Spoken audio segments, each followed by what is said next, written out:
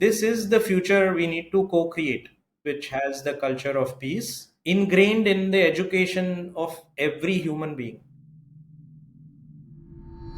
I'm Jane McConnell, and welcome to Imaginize World. Today, we need to focus on the future for new generations. What kind of world do we want them to live in, and how can we help them build it? Greetings.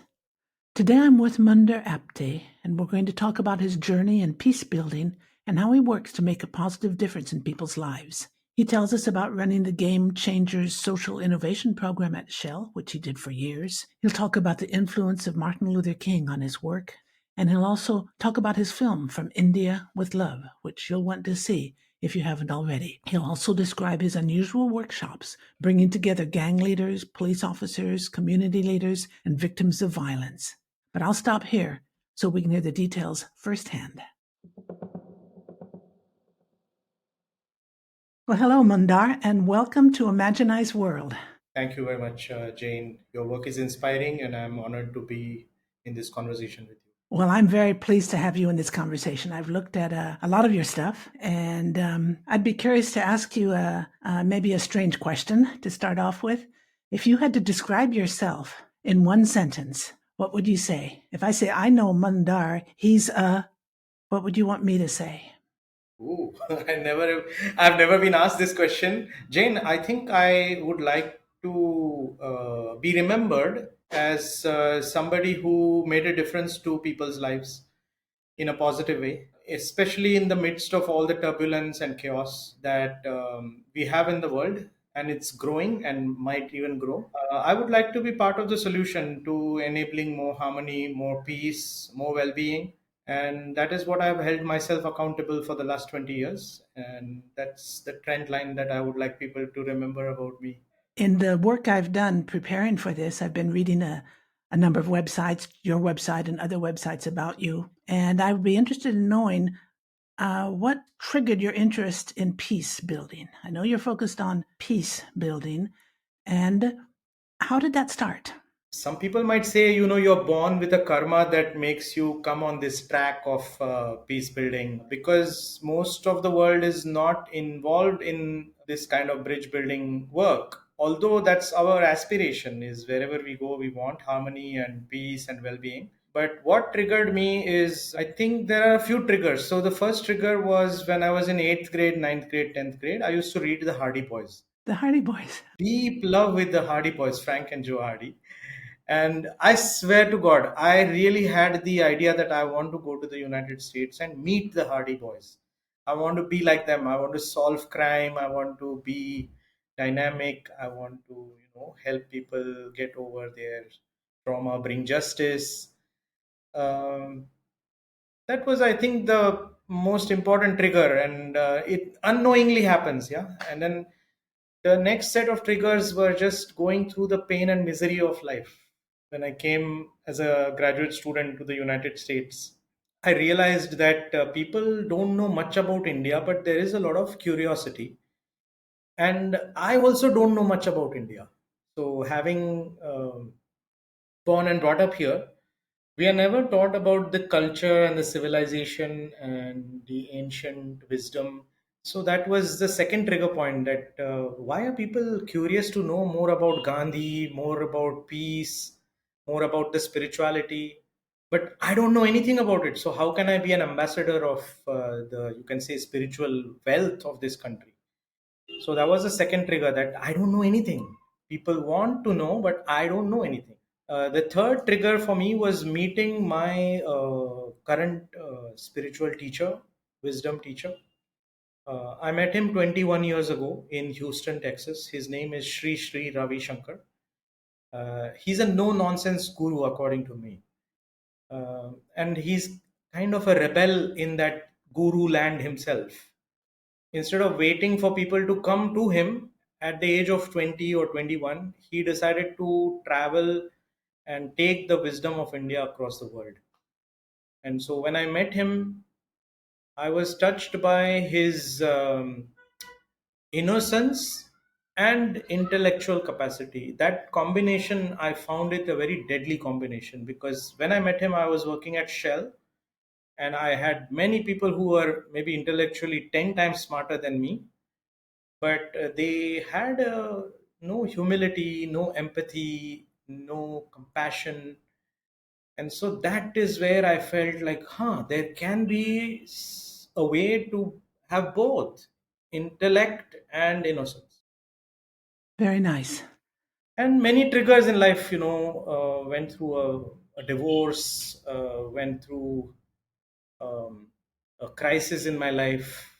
That again teaches you to be humble, and you have two choices. One, you can sit and cry. The other is, don't waste your time on this planet. Most of the time when there is a hurricane in people's lives, even in the real sense, yes, people have lost a lot and they're supposed to cry, but that's where I think we can invoke that power within, is what I was inspired. And that's the role my guru played for my growth. Right. And that requires commitment, because you cannot teach other people, hey, don't sell drugs if you are selling drugs, don't be angry if you are getting angry.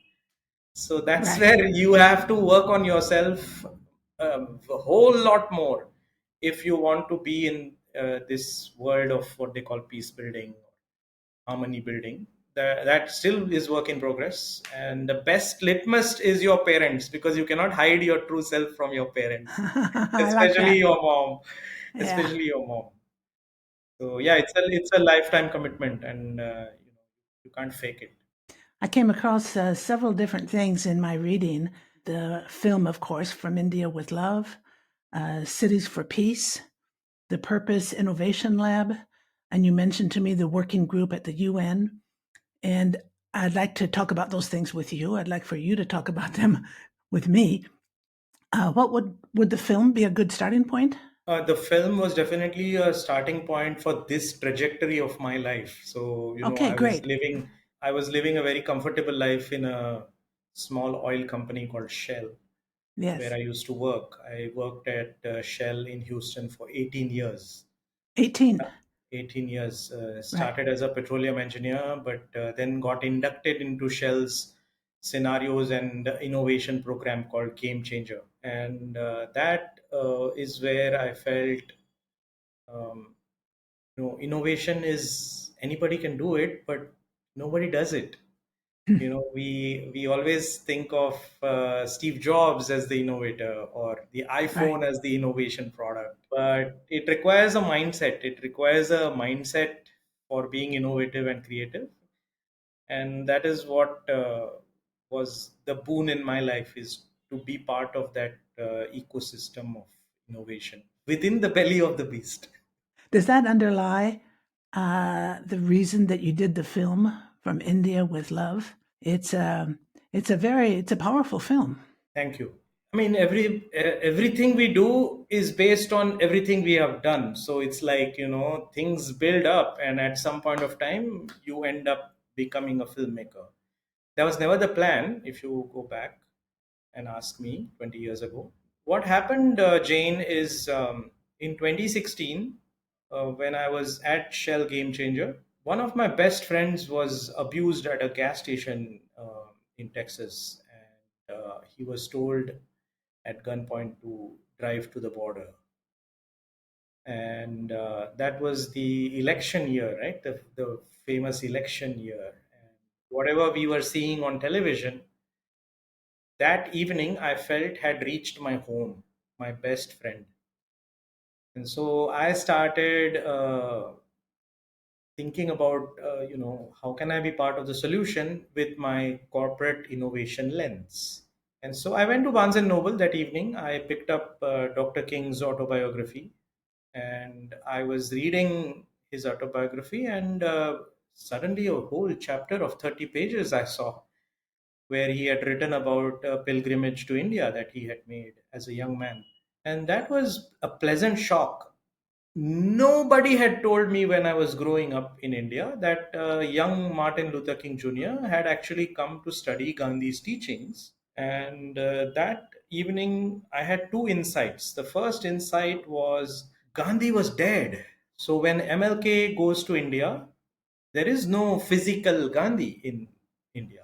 Second insight was he travels for 5 weeks across the land of India, especially when his people were going through social injustices. So I felt like, who goes anywhere for 5 weeks? I don't go anywhere for 5 weeks unless there is a calling. And that I felt in the words that he was writing in his autobiography. For example, the first sentence of that chapter, Dr. King says, if I would travel to any other country in the world, I would go as a tourist.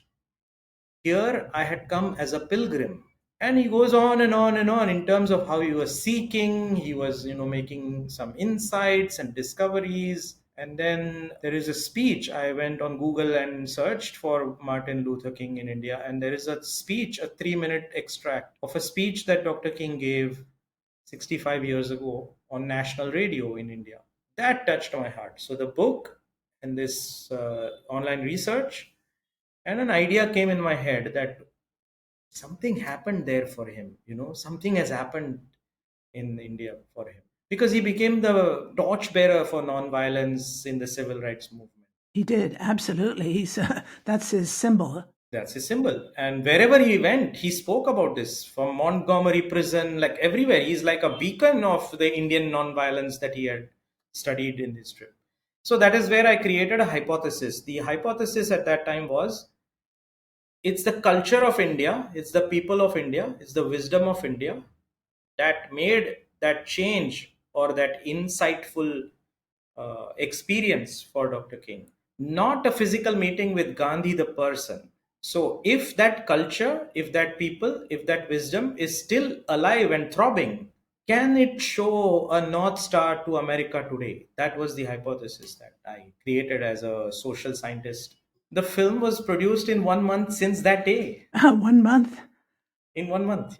How did you choose the people? They were all victims of violence. I did not choose them. They chose me. I would say I'm indebted to them. I wrote a small paragraph based on this hypothesis. I wrote a small paragraph that, there's violence in the United States. It has now come in my door. I want to be part of the solution.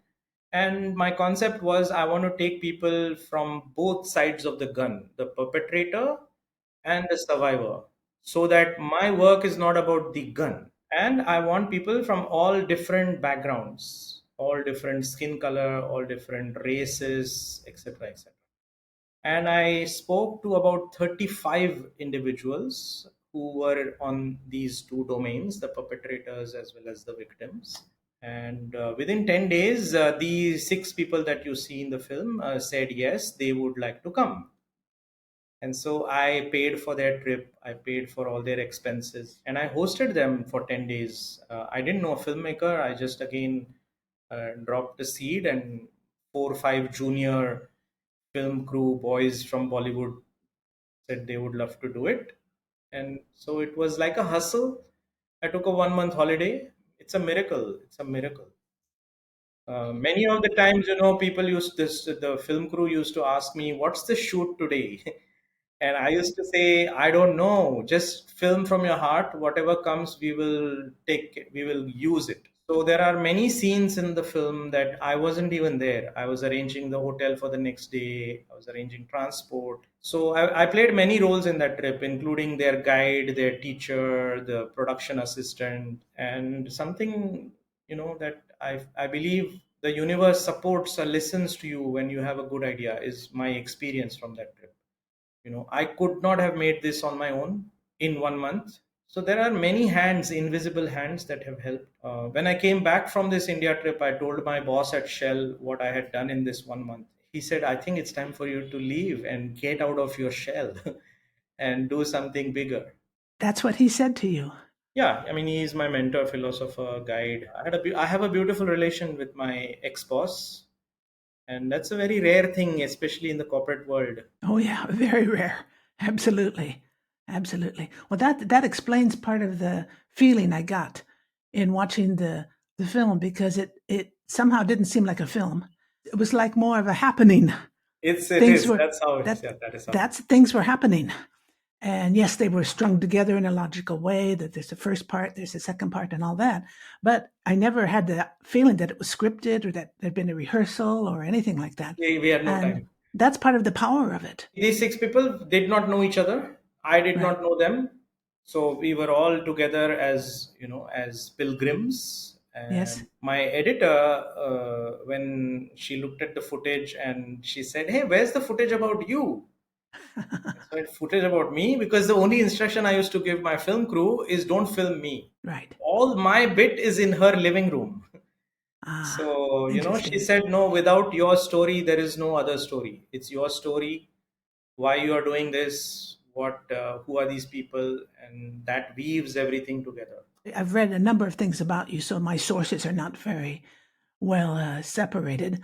But I understand there were people who saw the film, and because of that, they brought you, or you were already in Los Angeles, and you did some innovative workshops there, and you brought together law officials, policemen, and were they policemen that were on the street or executives? And you brought them in with gang members or ex-gang members. Can you talk about that a little bit?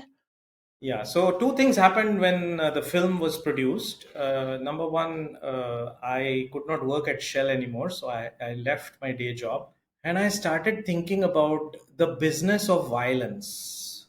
Okay, so violence exists in the world in different forms.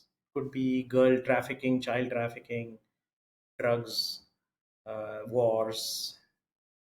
All of these violence types have a business model. Somebody is making money, and that is why the business is growing.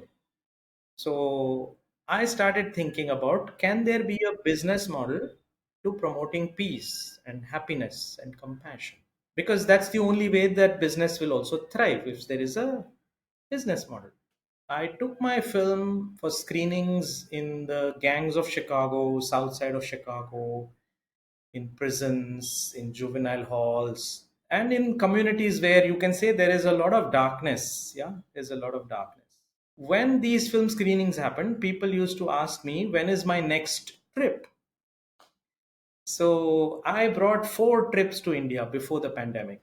And this time I mindfully chose the pilgrims, right? So now it has to be a leader of some influence so that when they come back, they can do some implementation work. So mayors of the United States came with me, police chiefs came with me, leaders of gangs came with me, school leaders came with me. So it was my way of looking at my country through the eyes of these pilgrims. So that was a very different experience for me as a tour guide, but holding the space for transformative leadership development. Mandar, you said leaders of gangs. Were they active gang members who came? Or were they? We will never know that answer. Oh, yeah, they're not going to advertise that, I guess. And what I have learned now by actively working with former gang members, incarcerated men and women, is you can't really leave a gang just because you want to leave a gang. Gang is a group of people that I would say love each other. Okay, the title is a gang, but they're actually a good group of people, friends. I could say that love each other, that care for each other. Yes. So one such trip that I took, Jane, I had 34 pilgrims, 17 police officers from different police departments, and 17 black and brown people from different communities across the United States. It was a mind blowing experience for me. The Los Angeles police chief, the chief of police, had also watched my film and he called me one day and I got a call from the community relations division of the Los Angeles Police Department. He said to me, "Would you like to premiere your film in Hollywood?" And I said, "Yeah, sure." He said, "I would like to know how you can help us, because the way you brought these people together in India, we cannot send all the gang members to India with you. Can you bring India to Los Angeles?" That was his ask. That was the reason why we spoke. Very interesting. And that is where I feel, because I had done that kind of change making work inside Shell. You can do all kinds of change making, but finally you need a air cover, you need a leader that gets it and that allows you to play, right? That's You the call it air cover.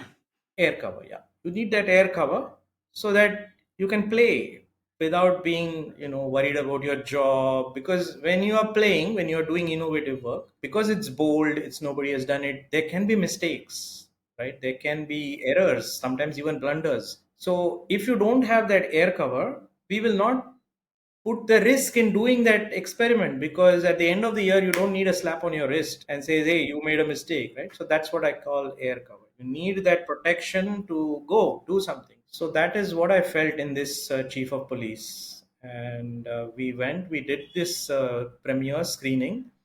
450 people showed up in that screening at Paramount Studios. I made the cops and the community members hold hands and pray for each other at the end of the screening. I led a meditation, and it was just an amazing unfolding. Yeah, it was just an unfolding. And the community members actually did not let me go back to Houston, where I used to live. So I stayed back in LA for 1 week, and they hosted another screening in the community of South Central Los Angeles. That is where the idea that you saw, the work that I did, was put a seed. I put a seed in that second screening.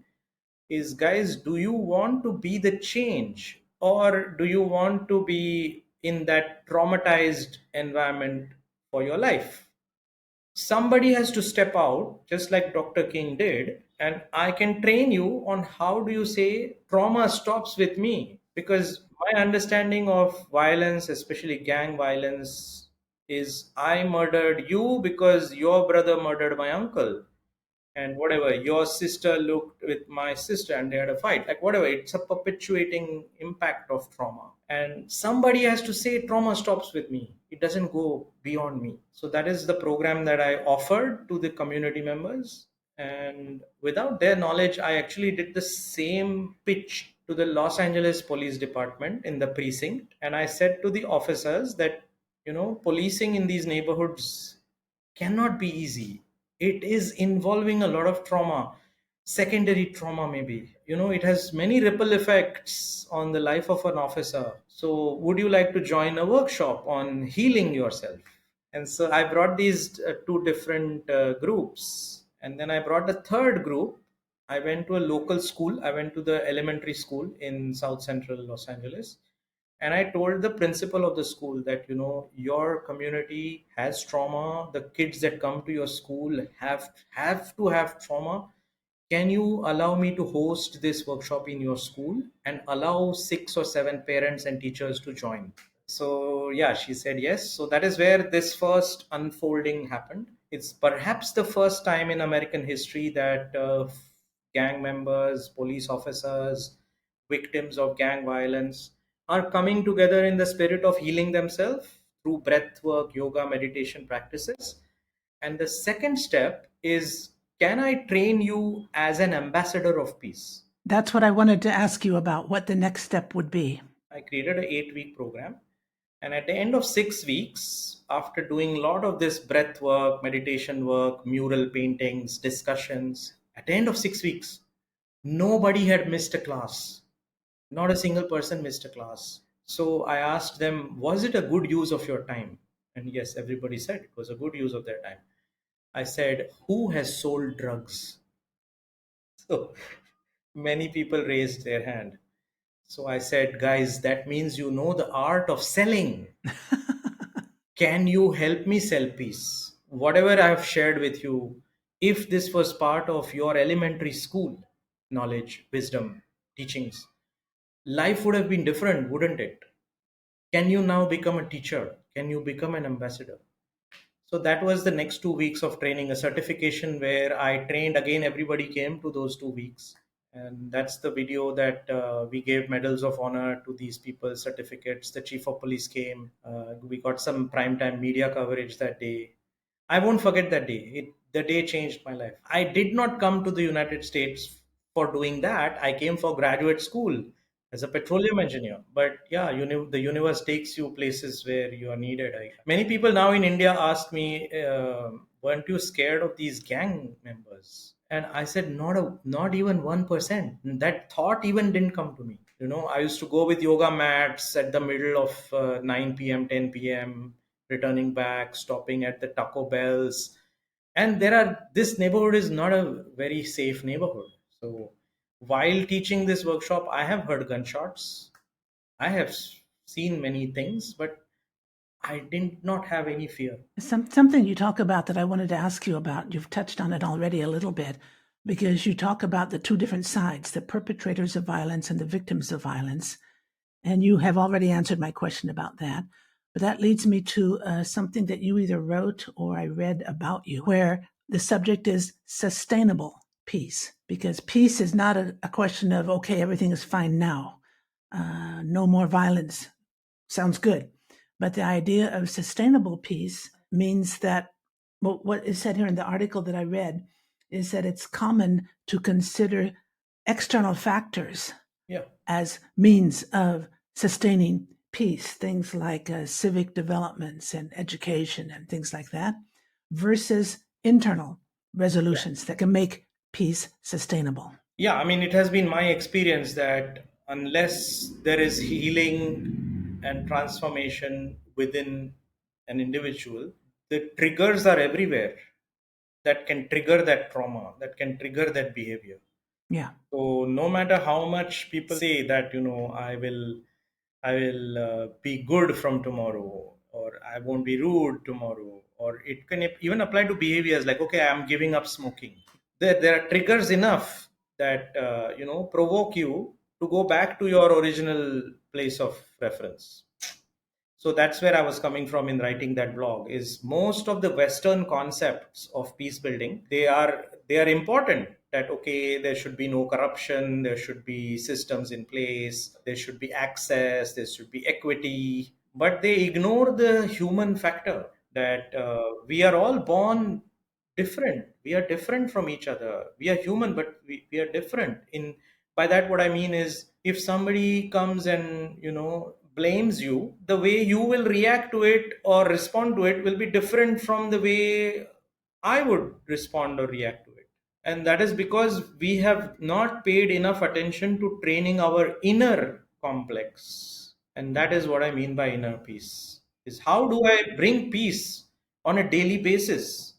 How do I invoke that peace system in our nervous system? There are two aspects, right? The flight or fight system, where people, hey, there's a tiger, there's a rope, there's a snake, wake up. That is what we have trained ourselves, is panic, fear. But there is also another part of the nervous system, you can call it the peace system, that invokes from within and says, Jane, relax, it's okay.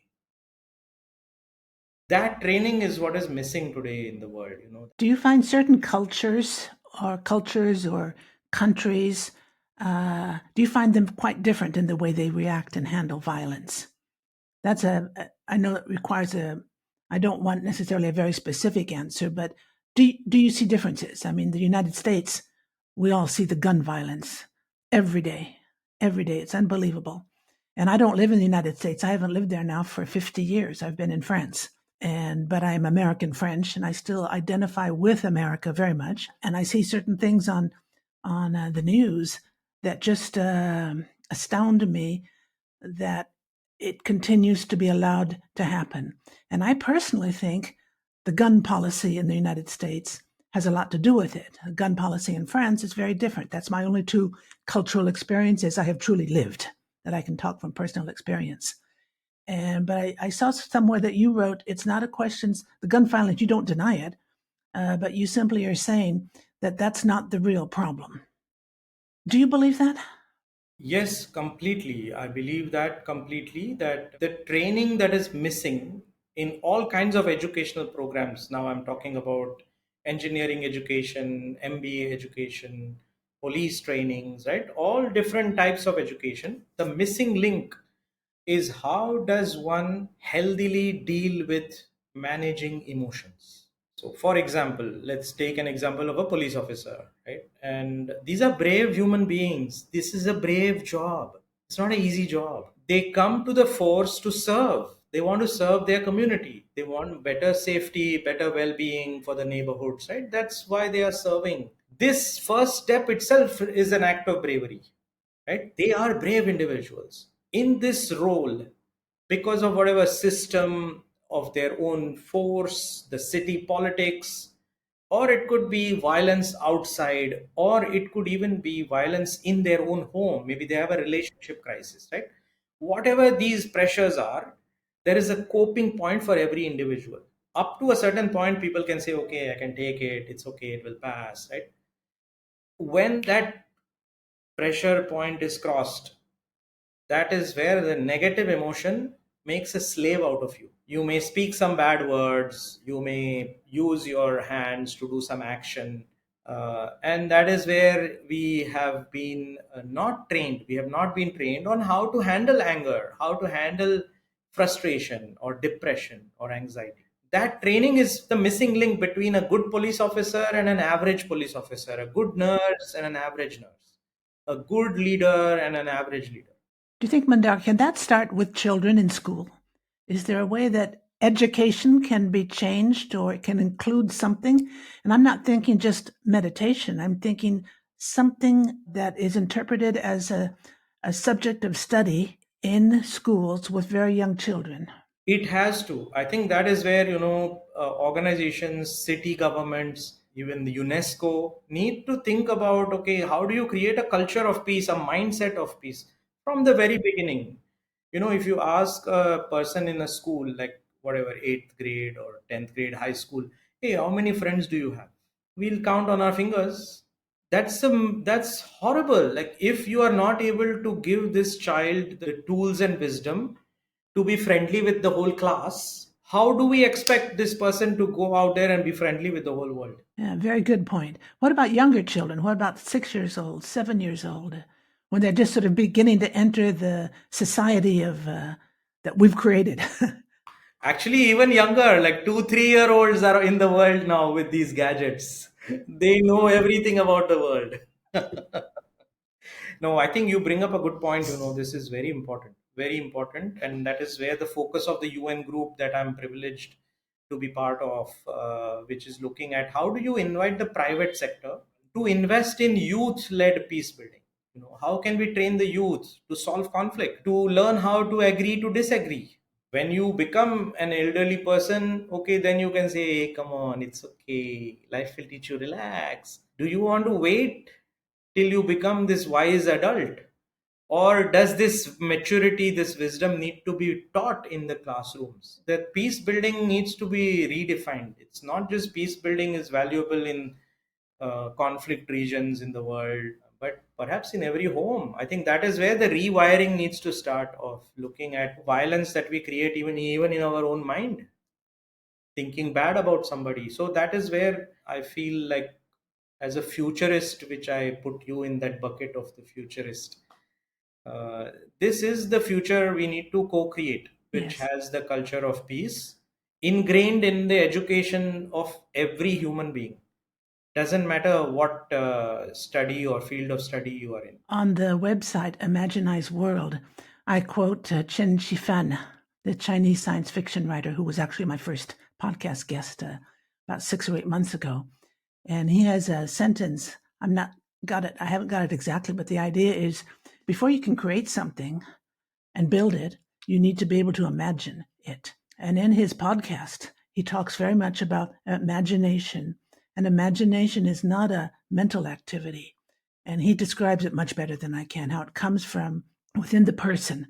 And in fact, I just finished doing a link to it. I'm going to put it on social networks because I think it's a very, very powerful idea. If you cannot imagine something, you will not be able to build it and create it. I think that applies to the work that you're doing. Yeah, I mean, see, imagination is a beautiful word by itself because it allows you freedom, and that freedom starts in your mind. And it can be associated with two types of freedom. Does the external world allow me to think out of the box? But the second type of freedom is, do I allow myself to think out of the box, or do I judge myself every time? And I judge myself because other people don't get my idea, and I also have a doubt that maybe they are right. Maybe I'm thinking stupid things, right? So that is the permission you need to give yourself to be. It's okay to fail. It's okay to think big, even if you can't achieve it. So that permission checkbox, okay, starts with you. And that is again where, to imagine, you need to have a mind that is more stress free, more relaxed, more happy. Because if you are not happy, if you are not contented, because happiness doesn't mean he ha ha ha, I'm happy. Contentment is a better word. Only when you are contented will you actually think and imagine about somebody else, a beautiful world. Yes, yes. So that is again the link that I was referring to. It's a missing link, is how do you become friendly with the whole world? People talk about sustainable development, that okay, oh, I'm going to take care of the nature, the rivers, the planets, the animals. But if there is no sense of belonging from your heart, I care for the world at that level of caring. Otherwise, it's just a checkbox, and there are many leaders in this checkbox world. I was just going to say, in the work that you have written about and talked about building business case for peace, one of my questions to you was, how do you build a true business case for peace without it coming across as greenwashing? Do you understand what I mean? The organization, the big enterprise who conducts certain activities can be doing it just to talk about the fact that they're doing it and not really making changes in their business activities, not changing the purpose of what they're doing. I think you've worked on that topic. It is my passion these days, is the rewiring process needs to start in at the level of the individual, at the Mhm. level of the community, at the level of the organization. And that requires the recalibration of the inner purpose and the outer purpose. So in the purpose innovation lab that I facilitate, unless as a leader you are recalibrating the purpose of why you became a police officer or a nurse or a CEO every day on a daily basis, because that purpose should not come from the intellect, it should come from the heart, right? And that requires you to recalibrate it every day and not take it for granted. Like for example, we brush our teeth every day. We don't say, okay, I brushed it yesterday, right? So that's where that same analogy is for our mental hygiene. What do we do on a daily basis that resets our clock, that resets our purpose on what I want to do, how do I want to live my life, that is the inner purpose recalibration. Once that is crystal clear at this level that I'm talking, right, individual level, community level, organizational level, then outer purpose, you can actually imagine big. You can make a difference, you can change the world, but it needs to start within. What do you think in general about social media? Is social media helping, or is social media making things worse? Or is it doing both? Only time will tell the real answer, the true answer. For now, I think you can't avoid it, but you can't get too much into it and addicted and lose your social skills. So it is called social media, but it's robbing you of your social skills. Good point. So that's where again that recalibration, that okay, You were talking about maybe. the kid who you asked them how many friends they have, and they only have a few friends. Previous to social media, they would have had a lot more friends. And the same is true with the I started a habit during the pandemic. I speak to one new person every day, because the pandemic was trying to rob me of my social skill. Like, hey, I like to talk to people, but 6 feet apart. Okay, what will I do? Knock on people's online door and say, hey, I want to talk to you. That was a habit I used to keep myself sane. That, in the pandemic, I couldn't trust the politicians. I could not trust the media. So I felt, okay, let me go to the change makers that I find on LinkedIn. That same habit we have to start inculcating in our daily life, is, not forgetting that we are social animals, social beings, I would say. And more contentment, more happiness, and more service is how we should judge our life. Is, not by success being another $1 million or another big car that I bought, but can we reimagine our success metrics also? In how many friends do I have that really care for me? And that pandemic was that beautiful sign of truly who cares for you. And we should not forget the people who cared for us, like our parents, our kindergarten teachers. There are so many people that played a role in what Mandar is today. And so that is where it's very interesting that the social media world is connecting me with all my friends that I had 30 years ago. But it's the sad part is, we have all these WhatsApp groups, Facebook groups. People are just putting messages, happy birthday, flower, flower, flower, on WhatsApp. They are not calling and saying, hey, how are you? Happy birthday. Let's go for a cake. But that's where we have to be careful that, okay, we think we are connected, but yeah, it's question mark. Is there anything you'd like to say, Mandar? You just ended with question mark. Is that how you'd like to end, or what you think might lead us to a better future? Firstly, thank you for this beautiful flow. I enjoyed this a lot. Whoever watches this, if they have any interest in visiting India, I'm based in India now, so I have restarted my journeys to India. So you're welcome to look into that aspect for your own like leadership purpose recalibration. Second is there is a lot of violence in the world, even in your community where you live, and so don't ignore it. Don't be numb or desensitized by the media that you are watching. Let's not lose our humanity. Let's find a way to be part of bringing peace on the planet, starting with your own community. Don't be immune. Be Yes. part of the world on promoting peace through whatever role you have, the influence you have, whether you are a nurse, a police officer, a business manager. Finally, to end, I will say that my teacher, my spiritual teacher, my guru, he told me once that question mark is often about the negative side of things. The negative things that happen to us. We ask, oh, why is this happening to me? Why do I have to go through this turbulent phase? Wisdom is to turn the question mark into an exclamation mark. And that requires you to have that raised consciousness to go into the space of wonder. WONDER.